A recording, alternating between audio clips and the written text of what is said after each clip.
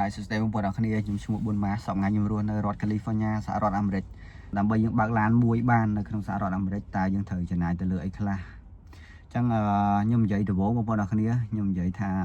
យើងមកដល់អាមេរិកដំបូងយើងអត់មានអីទាំងអស់សោះយើងចាប់ផ្ដើមពី0ណាអញ្ចឹងរឿងទី1ដែលបងប្អូនត្រូវធ្វើគឺទៅប្រឡងយក driver license ដែលខ្មែរយើងហៅថាបានបើកបរហ្នឹងបងប្អូនអរគ្នាហើយបានបើកបរនៅស្រុកនេះគឺគេចែកជា2ប្រភេទដូចនៅស្រុកខ្មែរយើងដែរគឺទី1គេឲ្យយើងទៅប្រឡងទ្រឹស្ដីហើយទី2បន្ទាប់ពីជាប់ទ្រឹស្ដីហើយគឺយើងទៅប្រឡងជាកូដប៉ុន្តែខុសប្លែកត្រង់នៅស្រុកខ្មែរយើងថាពេលដែលយើងប្រឡងទ្រឹស្ដីជាប់គឺ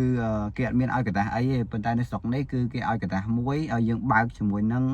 អ្នកដែលគាត់មានអាយុ18ឆ្នាំហើយគាត់មាន driver license អីត្រឹមត្រូវអញ្ចឹងណាដើម្បីឲ្យគាត់បរៀនយើងពេលដែលយើងបើកជាមួយគាត់ហ្នឹងហើយបន្ទាប់ពីហ្នឹងមកបានយើងទៅប្រឡងចកូតបានសម្រាប់ការប្រឡងចកូតដែរគឺមានអនុរិយអង្គុយជាមួយយើងដូចជាមានអ្នកបរៀនយើងអញ្ចឹងណា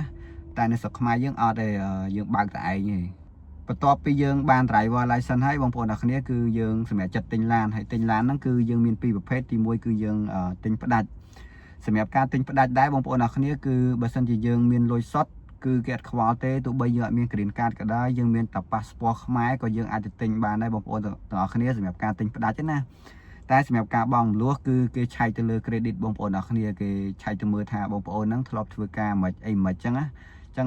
គេចង់មើល income យើង stable អត់បានយើងអាច pay ឡានប្រចាំខែបានបងប្អូនទាំងអស់គ្នាឥឡូវមាន2ចំណុចណាបងប្អូនទាំងអស់គ្នាទី1គឺយើងត្រូវទៅប្រឡងយក driver license ទី2គឺយើងទៅទិញឡានហើយមាន2ប្រភេទទិញឡានហ្នឹងគឺអាចបង់ផ្ដាច់ឬក៏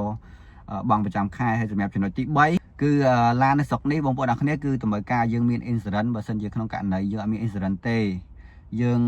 ធ្វើអីមួយដែលខុសច្បាប់យើងធ្វើខុសច្បាប់ហ្នឹងមានន័យថាយើងធ្វើអចេតនាឬក៏យើងចេតនា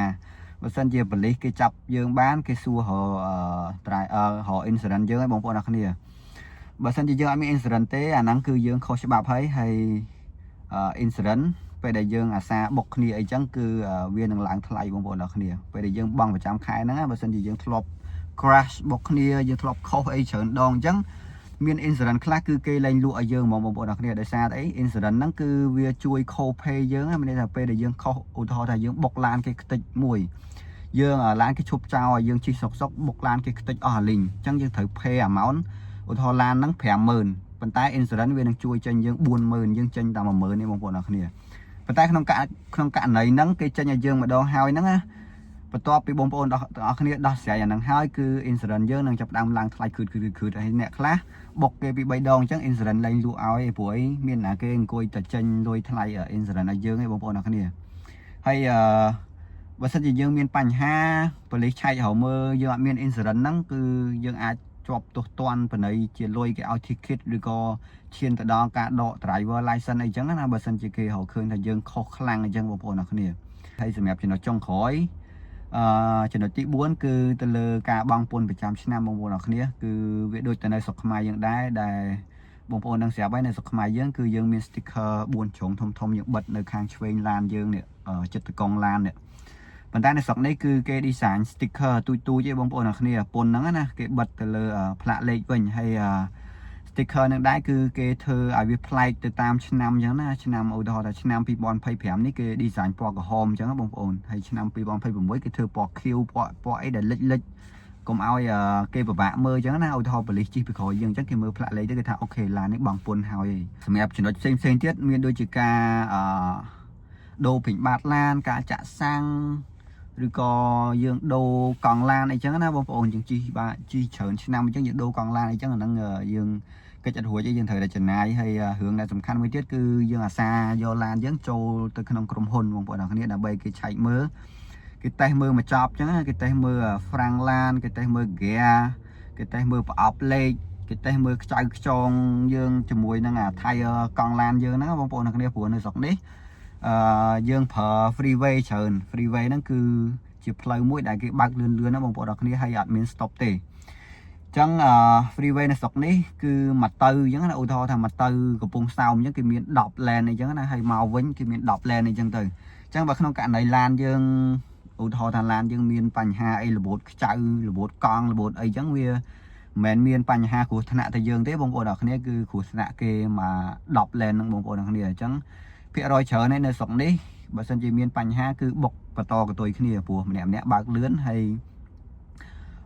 ផ្លូវគឺវាច្រើនឡែនបងប្អូនអរគ្នាអញ្ចឹងយើងត្រូវចំណាយទៅលើការ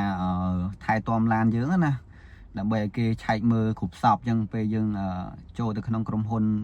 ដូរពេញបាតម្ដងអញ្ចឹងបងប្អូនរាប់ឡើងវិញសាម៉េចបងប្អូនអរគ្នាគឺទី1គឺយើងត្រូវទៅប្រឡងយក driver license ហើយទី2គឺយើងត្រូវ pay ឡានយើងណាបងប្អូនដែល pay ហ្នឹងគឺយើងមានពីរប្រភេទបើយើងទិញឡានផ្ដាច់គឺយើងបង់ផ្ដាច់ទៅហើយបើយើងទិញបង់លួសហើយចំណែកចំណុចទី3គឺយើងទៅ pay ទៅលើ insurance ឡានហើយសម្រាប់ចំណុចទី4គឺទៅលើពន្ធឡានហ្នឹងបងប្អូនអរគ្នាហើយសម្រាប់ចំណុចទី5ជាចំណុចចុងក្រោយហ្នឹងគឺយើងដូចខ្ញុំរៀបរាប់មុនហ្នឹងអញ្ចឹងយើងដូរពេញបាតឡានយើងចាក់សាំងអីចឹងណាអញ្ចឹងតាមបទពិសោធន៍របស់ខ្ញុំណាបងប្អូនអរគ្នាគឺមួយខែគឺយើងអាចចំណាយខ្ទង់800ទៅ1200អាហ្នឹងទាំងបងឡានទាំងអីទាំងអស់ណាបងប្អូនអូខេដើម្បីយើងជិះឡាននៅក្នុងស្រុកនេះបានប៉ុន្តែវាមិនមែនមានន័យតែអញ្ចឹងទាំងអស់ទេជួនកាលទៅបងប្អូនអត់សូវជិះឡានអញ្ចឹងមួយខែជិះតិចតួចអញ្ចឹងមិនចាក់សាំងណាច្រើនហើយមិនដូរពេញបាតណាមានដូរសបកកង់ណាទៅអត់ហើយបើយើងទិញឡានអត់ថ្លៃខ្លាំងទេ insurance យើងក៏បង់អត់ថ្លៃដែរហើយឡានយើងបង់ប្រចាំខែទៅឲ្យក្រុមហ៊ុនឡានហ្នឹងក៏អត់បង់អត់ថ្លៃដែរអញ្ចឹងការចំណាយវាផ្សេងគ្នាបងប្អូនអរគ្នាអូខេអញ្ចឹងដើម្បីជិះឡានមួយបាននៅស្រុកអាមេរិកគឺខ្ញុំគិតថាមានតែប៉ុណ្្នឹងឯងបងប្អូនអរគ្នាអត់មានអីផ្សេងក្រៅពីហ្នឹងទេហើយ